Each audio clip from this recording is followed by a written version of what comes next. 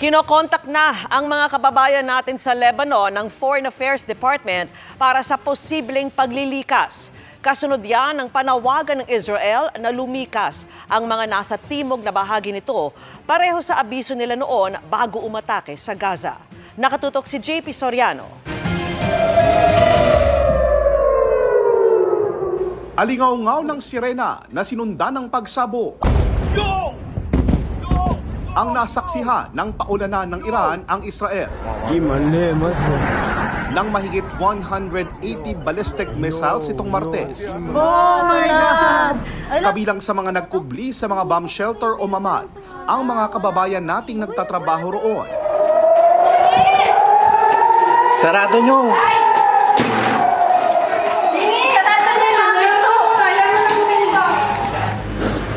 Ganti ito ng Iran sa pag-atake ng Israel sa Hezbollah sa Lebanon.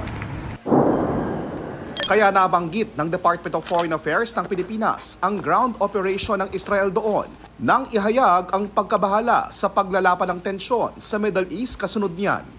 Hinikayat ng DFA ang lahat ng partido na umiwas sa pagpapalala pa ng karahasan at umaksyon tungo sa isang mapayapang pagresolba sa gulo. Pero ang Israeli forces nag-abiso pa sa 20 bayan sa timog na bahagi ng Lebanon na lumikas sa lalong madaling panahon. Pareho yan sa abiso nila sa Gaza noon bago ito lusubi sa kasagsagan ng Israel-Hamas war. We already have plans in place in various countries that might be affected, including Lebanon. The DMW have already are working very hard to institute their plan and trying to get arrangements ready for the Filipinos in the area in case they have to evacuate or be repatriated.